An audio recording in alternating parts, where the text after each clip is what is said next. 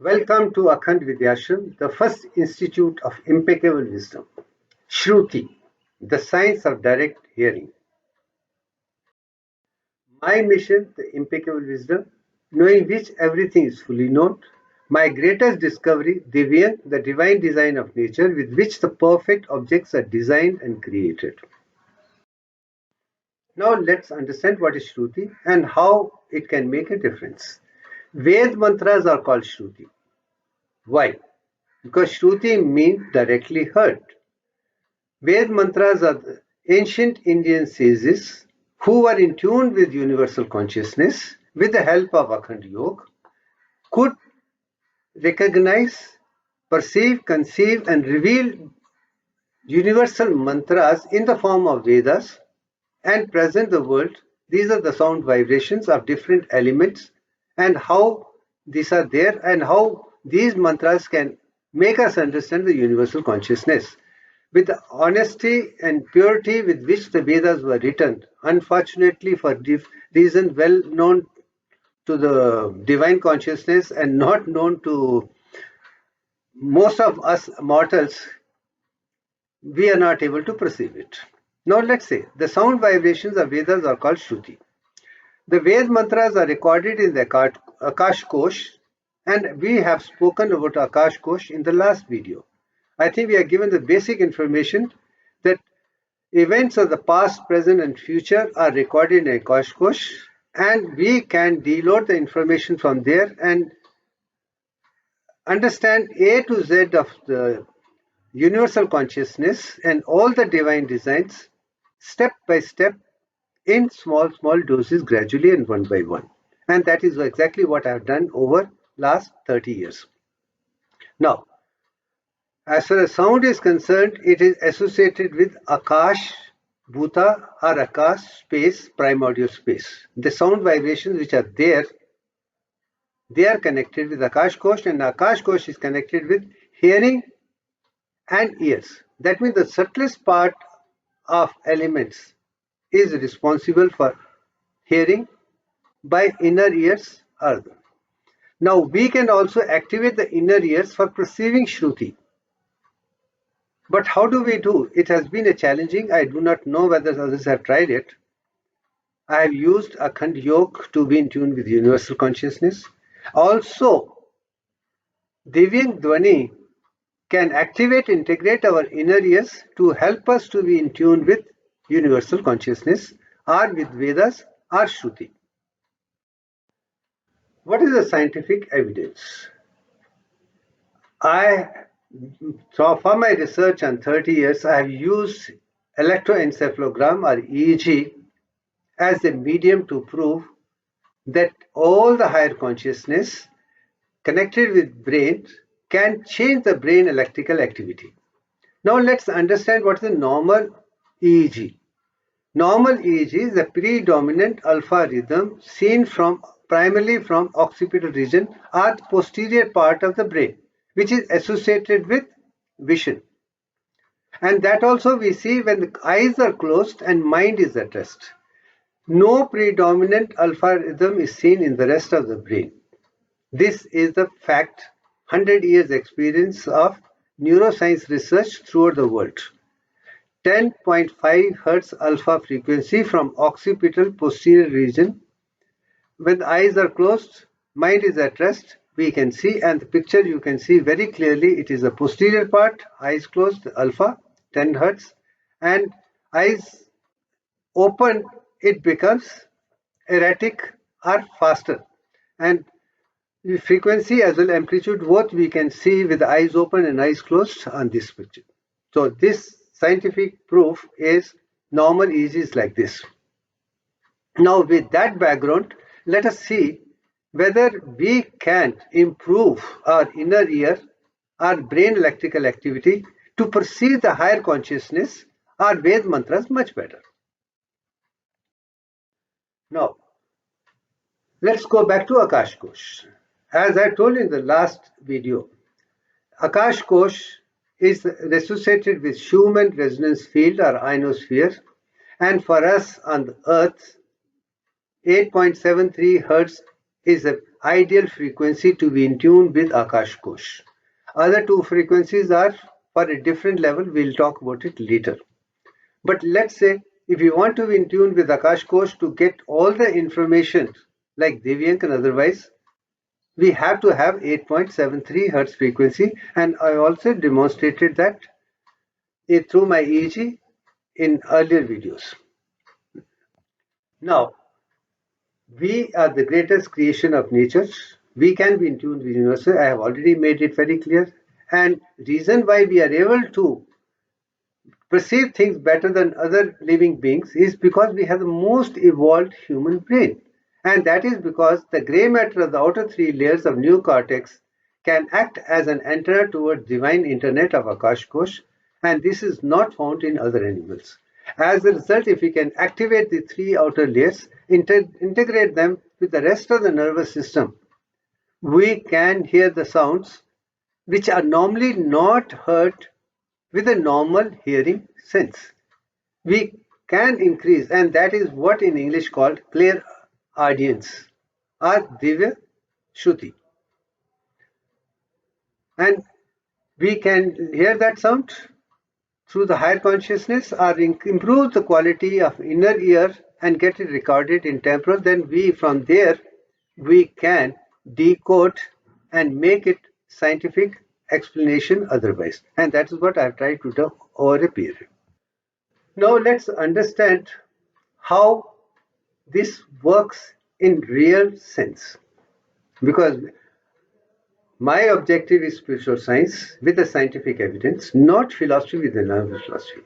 We have to give a conclusive mathematical design with a proof which nobody knows, one can deny in the light of modern sciences. People who do not understand sciences, and I can't help it, but at least we have modern scientists who have been doing research throughout the world to prove from greatest to the smallest full spectrum.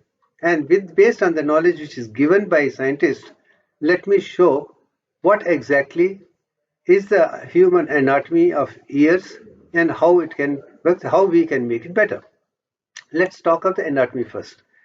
You have three main parts: external ear, middle ear, and inner ears. The external ear is made of pinna, which collects the sounds from other side.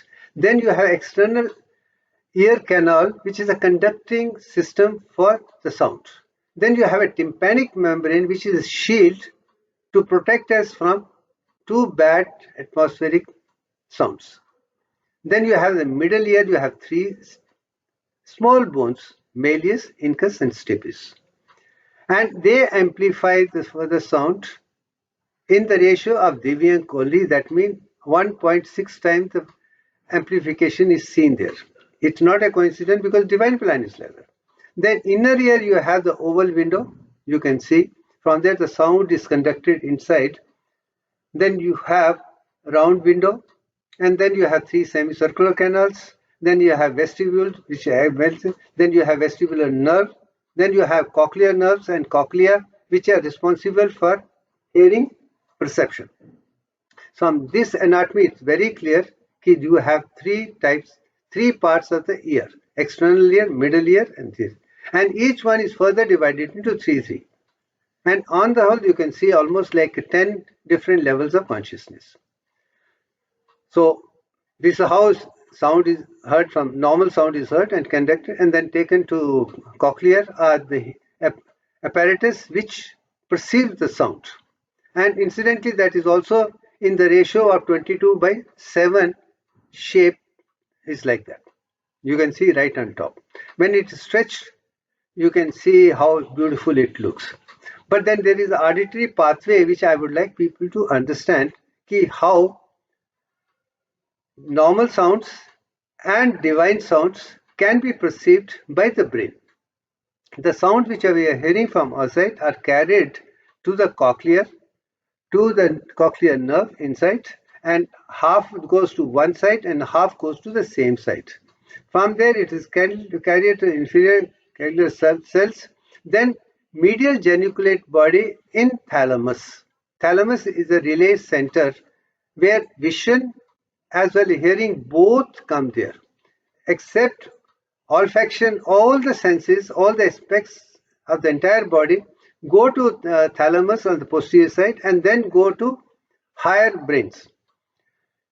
So this is one way, and then sound from other can through this pathway also can go to temporal cortex, but there are nerve connections between temporal cortex and entire brain, including parietal cortex and motor also. Below the brain, you have one-way nerve conductions, but inside the brain, you have two-way nerve conductions. That's the most interesting part of higher consciousness. It can work both ways, from in to out, out to in. And that is the greatest advantage which I am able to understand. As a result, we can integrate the whole thing, make two-way pathways very easy, and be happy with it. Now, as far as the impeccable wisdom is concerned, as I've written, external ears, middle ears, application is 16 percent or 1.7, this is Divyank ratio. Then cochlear shape is the coil of pi, that is 22/7, 3 and 1/7. Artery pathway is the same side, cochlear nucleus, superior olive, inferior colliculus, medial geniculate body, thalamus, auditory cortex, and the opposite side. So I think if this picture is very clear, we can hear the sounds which other people normally don't hear. Many a times I have heard certain mantras being chanted which no one around me has been able to see. How did I perceive? I think it's because of the higher consciousness working, or maybe Kundalini you can call it, or whatever it is. Extrasensory perception, clairvoyance, clairaudience can be there with the help of yoga, which can be considered as one of the occult powers or siddhi powers. And only with this kind of powers we can perceive higher consciousness or Shruti. So this is the science of direct hearing as far as physical ears are concerned, and how to go about it. So I'm sure right up to this is quite clear. Sound from the external side can pass through external ear to the middle ear to the inner ear, and from there it can travel to the temporal cortex for further perception. And also we can get the signals from right on top also, and with the two-way traffic can be understood by temporary and then recorded in the brain for the further research, you can call it, or memory you can call it, or contemplation you can call it. As I told you, we use Divyank Dhwani, the effect of music therapy with Divyank Dhwani. There was a first batch of PhDs, 22 candidates were selected for PhD work by Chettinad Academy of Research and Education, the first batch of 2008, and 2 candidates by default came to me when I joined Chettinad in 2009.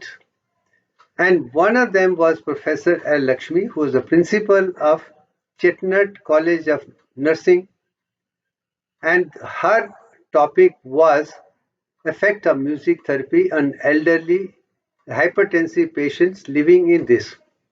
But her original research was designed only subjective evaluation for the form of a questionnaire and maybe blood pressure and other things. But when she came to me, first thing I made it very clear.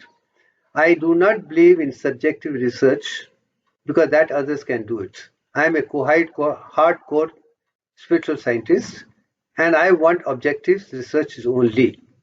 If she is agreeable, in that case I will design music which is a part of the Akash Kosh and get it rendered by another friend of mine on an instrument called sitar, and then I edit, and we'll use this particular music to evaluate a subjective. And for objective evaluation, as its foolproof method is to use it EEG, brain electrical activity, to see the effect of this music on them on the whole. And I'm glad she agreed, the university agreed, research director and entire people in Chettinad were in favor of it. So as a result, I got it. Then I designed the music and started doing research. But at this particular juncture, let me also share for evaluation of power spectrum analysis, the EEG studies of these patients, whom this particular music, Divyank Dhwani, was used to make a difference. They showed improvement in diabetes, hypertension, on all the psychosomatic disorders. There was no doubt. But when come to the question of effect on brain electrical activity, Professor Lakshmi approached another set of doctors in SSN University for evaluating power spectrum analysis or figuring out efforts. So she had gone a couple of times, sat with them, gave all the data to them to evaluate and send. And at the first sitting, that college quote unquote said there are no changes at all in power spectrum analysis of EEG. When she came back to me and said there is no changes at all in brain electrical activity in power spectrum, and this is what all the experts in the university, after doing evaluation from every side, have agreed. Then I told her, don't worry about it. Let me go and see what exactly they are doing. When I went and saw, they were only trying to evaluate in occipital region like everybody else. And I made it very clear, this is music. It's not associated with vision. So you cannot see changes in occipital region. This is the music should have effect only in temporal region, which is auditory in nature, associated with hearing. So immediately they all changed that and looked into temporal 3, T3 and T5, T4 and T6. And they were pleasantly surprised that alpha frequency had increased, and if alpha frequency was maintained with eyes open as closed, there was almost like 70 to 80% improvement. And this was enlightening, unusual research finding for them as well as for my student. But for me, it was always expected. And I'm glad it worked. And then whole presentation was with a PhD thesis was given. And everybody said it's a highly commendable work and very useful and effective. So I'm very happy that was a golden opportunity for me to design Divyank Dhwani and edit it and see its effect on myself first and then produce on others. And for 14 years, we have used it with excellent results.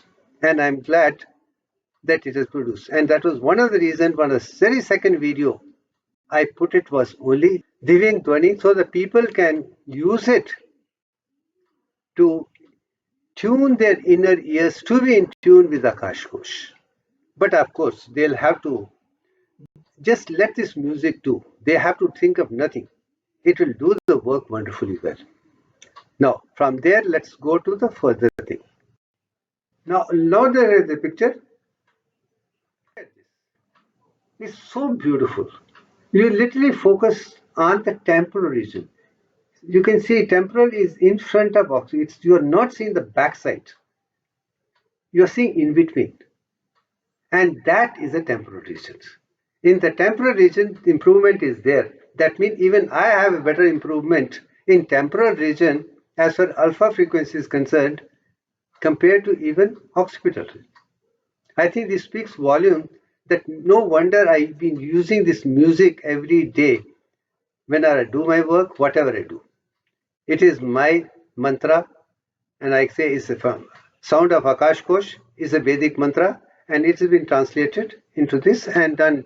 I think this is the biggest advantage for me to be in tune with universal consciousness and get all the information and give it.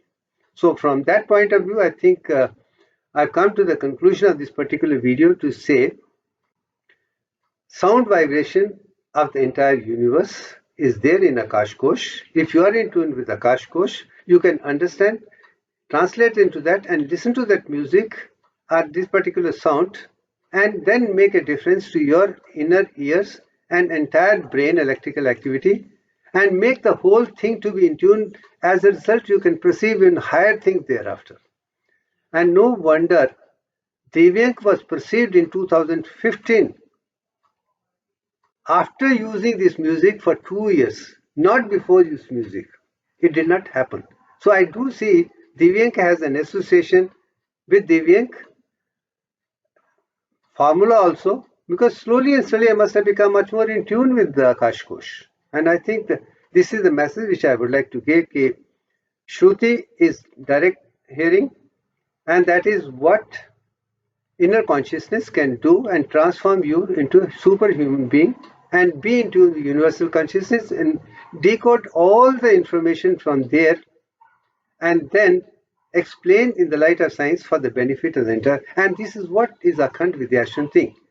And my understanding is clear, and I would like to share only the impeccable wisdom, not talk of anything which cannot be explained in the science of mathematical conclusive language. And it is a symbolic language. And I think so far, so good. So with that, we'll come to the end of this particular video with a clear cut case. If we are looking for real transformation of ourselves and make optimum use of our brain and be in tune with that, I think from first video to every sequence, very carefully, if you listen to understand, I think it's becoming like a Mahagaranth. For me itself, I'm surprised that things are turning out much more classified than I myself expected. But I can understand I'm only an instrument. And the whole prompting is done. Whatever voice I'm doing is actually I'm only a mouthpiece, nothing more than that. I leave it at that. I do not say anything more than that. It's a divine consciousness work. And let's enjoy and let the entire world benefit from this particular thing. So thank you very much for everything.